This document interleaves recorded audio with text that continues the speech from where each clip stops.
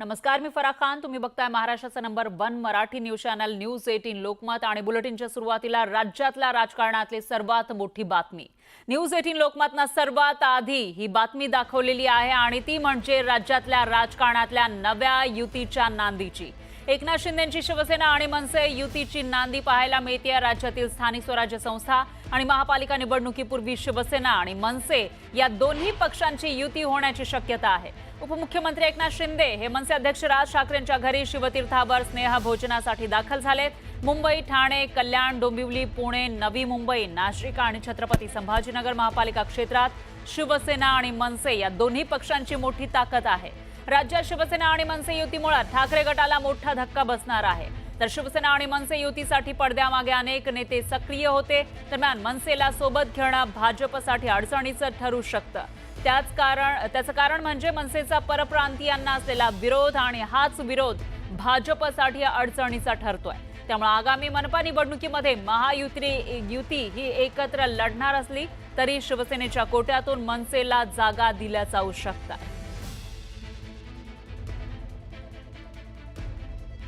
आणि यावर प्रतिक्रिया देण्यासाठी मनसेचे अविनाश अभ्यंकर हे आपल्यासोबत जोडले गेलेले आहेत. अभ्यंकरजी, एक महत्वाची घडामोड, त्याचबरोबर नव्या युतीची नांदी म्हणायची का ही ठाकरे आणि शिंदेंची भेट? आत्ताच कुठलेही तर्कवितर्क मांडणं योग्य ठरणार नाही. हा एक स्नेहभोजनाचा कार्यक्रम असेल असं वाटतं. पण एक गोष्ट मात्र नक्की आहे की शेवटी महाराष्ट्रातले दोन मोठे नेते भेटल्यानंतर काही फक्त जेवणावरतीच चर्चा होत नाही, परंतु सध्या असलेली राजकीय परिस्थिती, महाराष्ट्रातले महत्वाचे विषय, भूतकाळातले, वर्तमानातले आणि भविष्याचे, याची 100% चर्चा होत असते. परंतु कुठल्याही प्रकारची युती अथवा आघाडी याच्यावरती आता कुठलंही भाष्य करणं हे योग्य ठरणार नाही. पण अभ्यंकरजी, एक प्रश्न उपस्थित होतो. जसं सामंतांना याविषयी विचारलं होतं, ते म्हणाले आनंदच होईल जर ठाकरे आणि शिंदे एकत्र आले तर. तसं तुमचं काय मत आहे? जर युती झालीच तर तुम्हाला काय वाटतं, कशा पद्धतीनं होईल किंवा तुम्हाला काय वाटेल? आमच्याकरता सन्मान्य राजसाहेब ठाकरे जो निर्णय घेतील तो आमच्याकरता आनंदाचा असेल. म्हणजे जर युती झाली तर ही तुमच्यासाठी चांगली बाब आहे. मला वाटतं मी तुम्हाला सांगितलं, सन्मान्य राजसाहेब ठाकरे जो काय निर्णय घेतील, जो काय आदेश देतील तो आमच्या महाराष्ट्र सैनिकांकरता आनंदाचा असेल. अभ्यंकरजी, आणखी एक प्रश्न, म्हणजे जर आपण विधानसभा निवडणुकीकडे बघितलं तर त्यावेळेला शिवसेना असेल किंवा मनसे यांचे जे काही रिलेशन राहिलेले आहे ते महाराष्ट्रानं बघितलेले आहेत. आता स्थानिक स्वराज्य संस्था असतील, पालिका निवडणुकीसाठी मात्र या ज्या काही महिन्यांच्या कालावधीमध्ये एक प्रश्न उपस्थित होतोय, जर युती झालीच तर मनसे आणि शिंदे सेना कसे काय एकत्र आले, हा सवाल या ठिकाणी उपस्थित होऊ शकतो. कसं असतं, पहिलं म्हणजे राजकारणात जर तर या गोष्टींना काही किंमत नसते आणि आपण थोडे दिवस थांबूया, बघूया.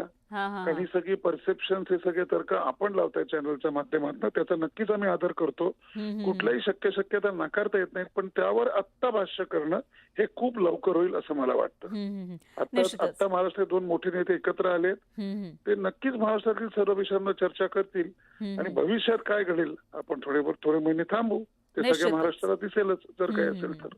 बरोबर आहे. अभ्यंकरजी, तुमचं म्हणणं लक्षात आलं. दरम्यान धन्यवाद तुम्ही दिलेल्या या प्रतिक्रियेसाठी. यानंतर आपले प्रतिनिधी उदय जाधव यांच्याकडे आपण जाऊयात. उदय, जर आपण विधानसभा निवडणुकीचं घेतलं, आता अभ्यंकर यांना मी तोच प्रश्न विचारलेला होता. विधानसभा निवडणुकीमध्ये मनसे आणि शिंदे सेना यांच्यामध्ये कुठेतरी आमने सामनेची लढाई आपल्याला पाहायला मिळाली होती काही जागांवर. तर दुसरीकडे आता या शिंदे हे ठाकरेंच्या भेटीसाठी गेलेले आहेत, स्नेहभोजन करतायत.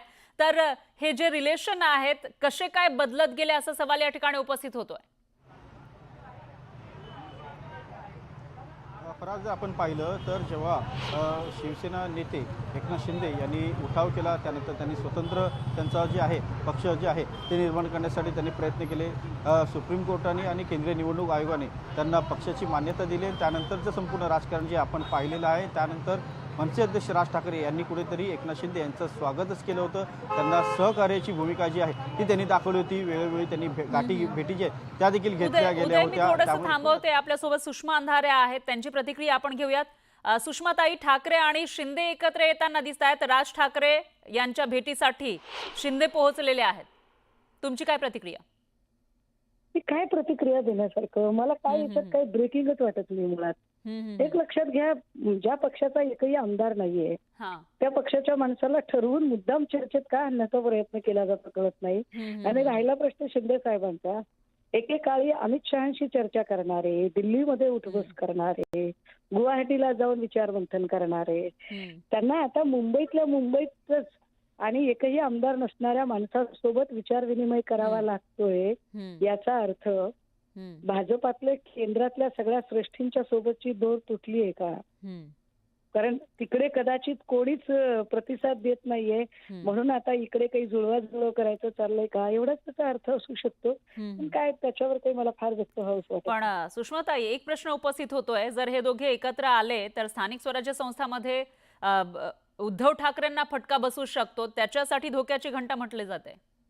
हो काय ताई, अहो भाजपने एवढा रडीचा डाव खेळला, अख्ख्या स्वायत्त यंत्रणा सगळ्या हाताशी धरल्या, ईडी सीबीआय पाहिजे त्या गोष्टीचा सगळ्यांचा वापर केला तरी सुद्धा, आणि विशेष म्हणजे राज ठाकरेंना एक्स्ट्राची कुमक देण्याचाही प्रयत्न केला. अशा अडचणीतून मार्ग काढत सुद्धा आम्ही आमच्या लोकसभेतलंही आम्ही प्रदर्शन चांगलं केलेलं आहे आणि विधानसभेत एवढं ईव्हीएम हाताशी धरून डाव खेळायचा प्रयत्न केला तरी सुद्धा आम्ही आमचे 20 आमदार निवडून आणले. वाईस वर्षा ज्यांच्या सोबत तुम्ही त्यांना आल्यामुळे राजकीय गणित बिघडतील आणि आम्हाला आव्हान निर्माण होईल असं म्हणताय, त्या राज ठाकरेंना एक आमदार होता तोही टिकवता आलेला नाहीये. त्यामुळे आम्हाला काही फार पर्वा करावीशी वाटत नाही. निश्चितच तुमचा मुद्दा लक्षात आला आहे. दरम्यान धन्यवाद तुम्ही दिलेल्या या प्रतिक्रियेसाठी. यानंतर भाजपचे आमदार राम कदम हे आपल्यासोबत जोडले गेले आहेत, त्यांच्याकडे आपण जाऊयात. राम कदम सर, शिंदे आणि ठाकरे, राज ठाकरे यांची भेट होतीये, स्नेहभोजन होतंय आणि नव्या युतीची नांदी असल्याचंही बोललं जातंय, तुमची काय प्रतिक्रिया? हल्ली माध्यमांमध्ये सूत्रांच्या आधारे किंवा आणखी काही सोर्सेसच्या माध्यमातून या मथळ्याखाली अनेकदा चुकीच्या म्हणण्यापेक्षा तर्थविहीन बातम्या लावल्या जातात, हे आपण गेल्या काही कालखंडापासून पाहतोय. वास्तविक माननीय राज ठाकरे हे मोठे नेते आहेत, मनसे पक्षाचे अध्यक्ष आहेत, मीही त्या पक्षात पूर्वी काम केलेलं आहे आणि माननीय माजी मुख्यमंत्री वर्तमान उपमुख्यमंत्री एकनाथ शिंदे साहेब आणि सोबत अनेक वर्षांचं मंत्रीपद म्हणून अनुभव असलेले उदय सामंत आता एकत्र येणं, काही वैचारिक देवाणघेवाण करणं, म्हणजे आपल्याकडे वैचारिक मतभेद आपण मान्य करू शकतो पण मनभेद आपण कसे काय मान्य करू शकतो? तर त्याच्यामुळे व्यक्तिगत मैत्री ही प्रत्येक पक्षाची वेगवेगळ्या पक्षाच्या नेत्यांबरोबर असते.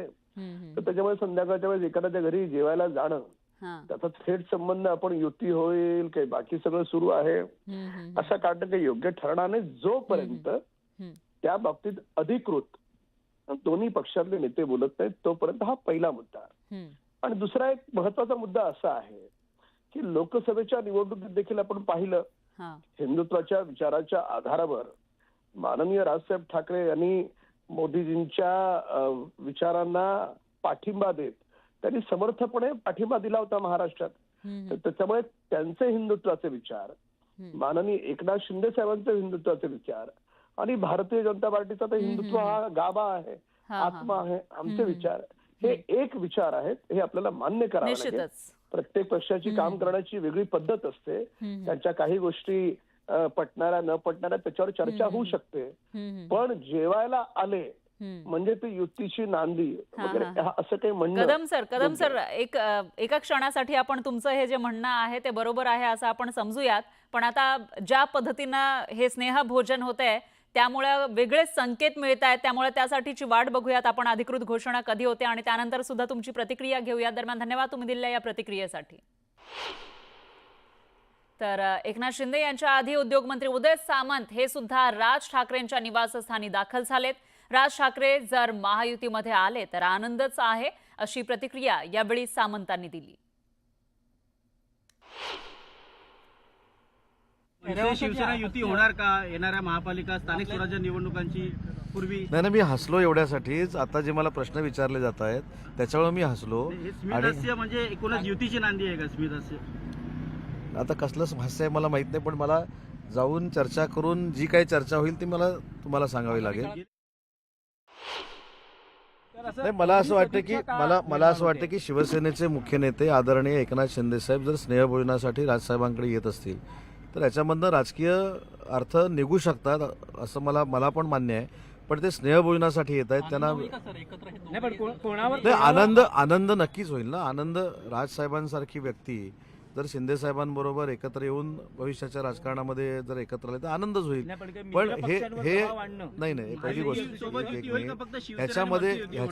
ह्याच्यामध्ये सगळे अधिकार महायुतीचे जे आहेत ते भाजपकडनं देवेंद्रजी ठरवतात, आमच्याकडनं शिंदे साहेब ठरवतात आणि मनसेकडनं राजसाहेब ठरवतील. दबाव तंत्र आणि मला असं वाटत नाही की याच्यामध्ये काय आहे. जेव्हा शिंदे साहेब अगदी खुल्या दिलानं राजसाहेबांकडे जेवायला येतात, ह्याच्यामध्ये राजकीय दबावाचा काय विषय आहे. माझ्या माहितीप्रमाणे 15 ते 20 दिवसापूर्वी राज्याचे मुख्यमंत्री देवेंद्रजी देखील राजसाहेबांना भेटायला आलेले होते. आणि यानंतर थेट जाऊयात आपले प्रतिनिधी उदय जाधव यांच्याकडे. उदय, काय सांगाल, कधीपासून हे स्नेहभोजनाचा हा कार्यक्रम सुरू आहे आणि आतली काही खबर मिळतेय का? सध्या स्नेहभोजनाचा कार्यक्रम सुरू आहे. मनसे अध्यक्ष राज ठाकरे यांच्या निवासस्थानी शिवतीर्थ या निवासस्थानी स्नेहभोजनाचा कार्यक्रम सुरू आहे. मनसेचे नेते उपस्थित आहेत, शिवसेनेचे नेते उदय सामंत हे देखील उपस्थित आहेत.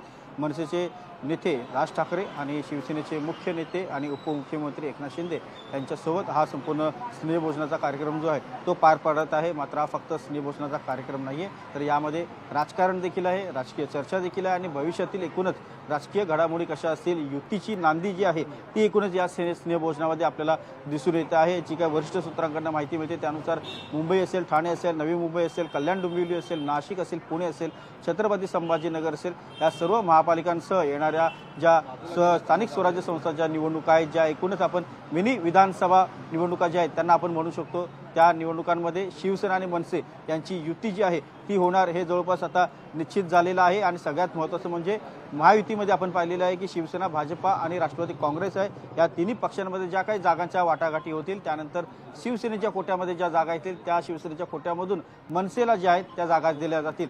थेट युती जी आहे भाजपा मनसे अशी होणार नाही असं जवळपास माहिती मिळते. कारण एकूणच मनसेचा परप्रांतीय संदर्भातली जी आक्रमक भूमिका आहे ती कुठेतरी भाजपला जी आहे ती अडचणीची ठरू शकते. त्यामुळे थेट शिवसेना आणि मनसे अशी अधिकृत युती होईल. पडद्यामागून मात्र खूप सहकार्याची आणि एक पाठिंब्याची भूमिका जी आहे ती महायुतीकडनं मनसेला देखील मिळणार आहे. त्यामुळे एकूणच मनसे आणि शिवसेनेची अधिकृत युती झाल्यानंतरच राज्याचा एकूणच राजकीय सारीपाट जो आहे तो देखील काहीसा बदलणार आहे. स्थानिक स्वराज्य संस्थांच्या निवडणुकामध्ये जर आपण पाहिलं तर 500, 200 आणि 1000 मतांनी देखील उमेदवारांचा पराभव होत असतो. त्यामुळे मनसेची मतं जी आहेत ती निर्णायक ठरू शकतात. त्यामुळे एकूणच गेल्या काही निवडणुकांमध्ये आपण पाहिलेलं आहे की मनसेला अपयश आलेलं आहे. मात्र अपयश येताना देखील मनसेवरती विश्वास ठेवणारे मतदार जे आहेत ते अद्यापी आहेत. त्यांची संख्या कमी असली तरी देखील ते विजयासाठी मात्र महापालिका आणि स्थानिक स्वराज्य संस्थांच्या निवडणुकांमध्ये निर्णायक ठरू शकतात. त्यामुळे मनसेची भूमिका ही देखील अत्यंत महत्त्वाची ठरणार आहे. त्यामुळे येणाऱ्या महापालिका निवडणुकांसाठी आतापासूनच पूर्वतयारी जी आहे ती सुरू झालेली आहे. एकनाथ शिंदे हे त्यांच्या आक्रमक चालींसाठी ओळखले जातात आणि त्या दृष्टिकोनातून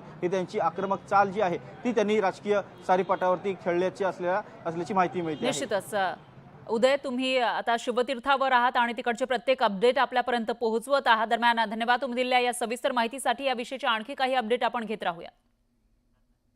तर काही दिवसांपूर्वी दसरा मेळाव्यात राज ठाकरेंनी मुख्यमंत्री फडणवीस यांना दिलेल्या ऑफरवरून जोरदार चर्चा रंगली होती.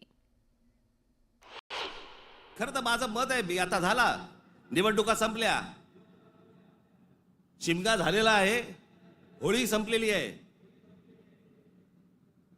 तुमच्या साक्षीने सांगतो, माझं खरं तर देवेंद्र फडणवीस तुमच्या हातामध्ये एक चांगलं राज्य, सुसंस्कृत राज्य हातामध्ये आलेलं आहे. याच्याकडे नीट बघा. चांगल्या पद्धतीने मराठी माणसाकडे पाहणार असाल तर आमचा तुम्हाला पाठिंबा निश्चित राहील. प्रत्येक गोष्ट आमची ऐकून करा.